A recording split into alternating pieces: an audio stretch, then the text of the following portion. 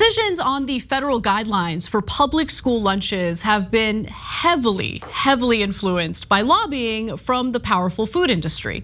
In fact, the latest example of this has to do with regulators caving to pressure to essentially serve Lunchables as school lunches at public schools.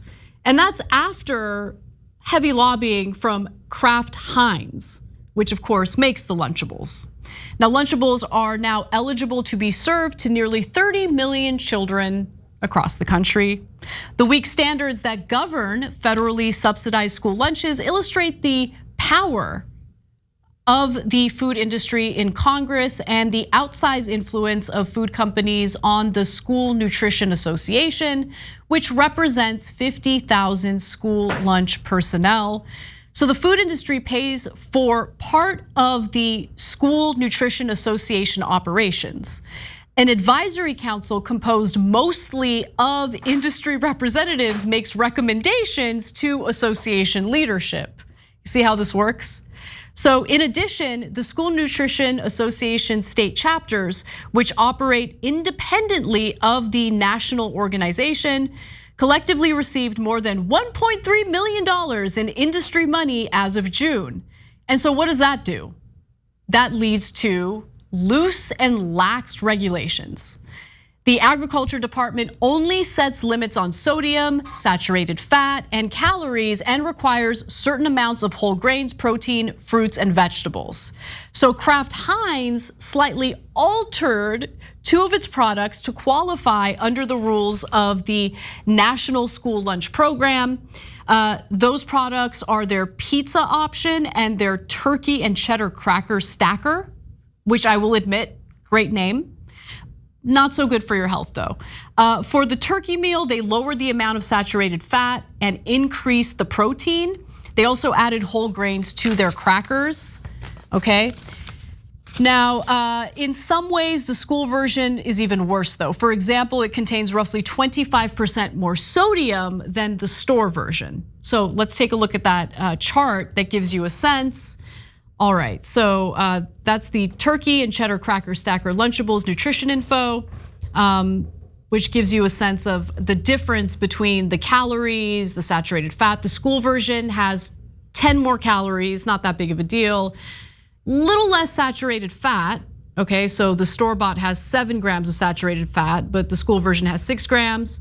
When it comes to sodium though, that's where you see a huge difference. The store-bought version has 740 milligrams of sodium, whereas the school version has 930. And there's more fiber in the school version, which is good. The store-bought version is just terrible when it comes to the fiber area. And then protein, the school version has 16 grams and the store-bought version has 13 grams. But those figures do not take into account the fact that Lunchables are even worse processed foods, or worse or more processed than other foods prepared by these cafeterias, right? So studies have suggested a link between ultra processed food and obesity, as well as chronic disease. Gee, I wonder why we have an obesity epidemic in this country. Could it be that the food industry is incredibly influential when it comes to regulations in the United States? The rate of premature deaths linked to obesity more than doubled in the last 2 decades for people ages 35 to 64 years old.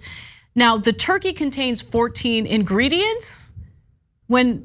Shouldn't the turkey include like 1 ingredient, maybe 2, like turkey and salt? But they have additives for flavor, texture, and shelf life.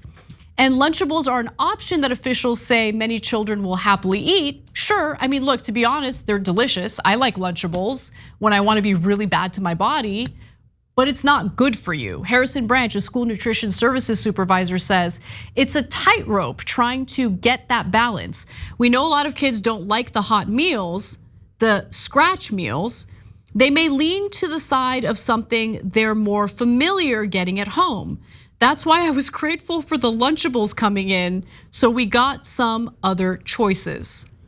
So I'm gonna pause for comment. I'm curious what you think, Woz.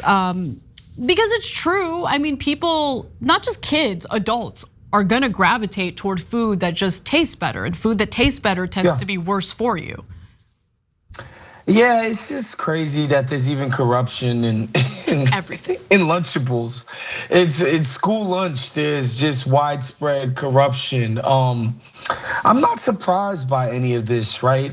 This is guaranteed. This is a guaranteed profit stream if you can get this contract, if you're Kraft and Heinz.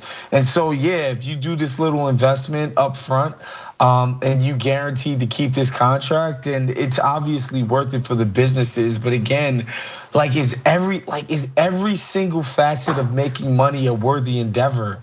And the answer increasingly these days, Anna, is no, not to these businesses.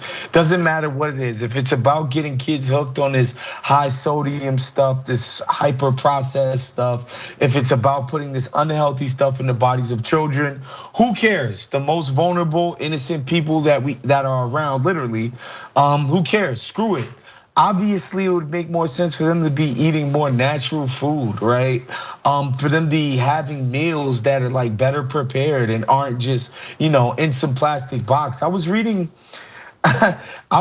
something in New York about the way the food in the grocery store gets labeled, and that it was a big fight in the courts to even get these fools to call this stuff food-like substances, and they can't even call it food. Because it's not. I know. And it's just crazy that this is what we're giving our kids here in this damn country. And I know people who are around me about sick and tired of me talking about my trip to Europe this summer. But everything tastes so much different. Totally. It's because their food industry is way more highly regulated. I'm talking about down to the Sprite that you drink is going to just taste much different than it does in America. Everything. To be fair, they just. To be fair, California did just ban the red Skittle. No more red Skittles in California. Which, by the way, to be fair, what is that? There probably was good reason for it. I haven't gotten into the details yet, so I don't mean to poo-poo that regulation, but I just feel like there's a lot in the food industry that needs to be regulated, right? So it's gross. Yeah, absolutely. In fact, Carolyn Villa, who is Colorado's Boulder Valley School District Food Services Director, said this: Lunchables being approved for school food is a symptom of a greater problem. Any of these regulations that are implemented to try to improve health and lifetime wellness outcomes for children are manipulated and bent to afford profitability for large food manufacturers. And that is definitely the case. To your point, Woz, Kraft is gonna make a killing with this. According to its own estimates, Kraft Heinz sees a $25 billion growth opportunity in the school lunch market, where the company has access to generations of future customers. The company noted in a May investor update that the rollout of Lunchables in schools has resulted in media exposure that was 99% positive/neutral, not here, while it cost the marketing team virtually nothing. Now, Kraft Heinz would not reveal the number of districts purchasing Lunchables this school year, while many other developed nations have adopted more nutritious school meals. The US has done the opposite. They're slow to catch up and still considers some shocking foods as vegetables. I remember covering this back in 2012. It's still a thing. Let's watch. In 1981, the Reagan administration wanted to cut $1 billion in school lunch funding. In order to meet the nutritional guidelines while staying on a budget, the Department of Agriculture got creative and declared ketchup a vegetable. The backlash was so strong, the funding cut was quickly reversed. But ketchup hasn't been the only product to stretch the definition of what makes a vegetable. Even today, some school pizza sauces count as a serving of veggies. French fries, obviously, are made out of potatoes, and potatoes are a vegetable. That was another defeat, I would say, that the USDA experienced because of industry lobbying. Yes, fries still count as a veggie. I mean, fries are a vegetable, like are made from a vegetable, but they're deep fried and they're not good for you. And obviously ketchup is, sure, it comes from not a vegetable, a fruit. Tomatoes are fruit, but It's also got a ton of sugar in it as well, which is kind of left out of that whole equation. It's just so terrible. Together, these circumstances contribute to the country's harrowing childhood obesity problem. Nearly 20% of children are obese, a rate nearly 4 times what it was in the 1970s, according to the CDC, and much higher than those in most other countries. I mean, look, we're totally screwing over the population, screwing over future generations with this disgusting corruption. And it's all to ensure that big business continues raking in record profits while everyone else suffers. It's so incredibly gross. And by the way, the whole thing about the school budgets, right? I just don't want to hear anything from the federal government about budgets right now, as we're just like shelling out the paper for wars abroad.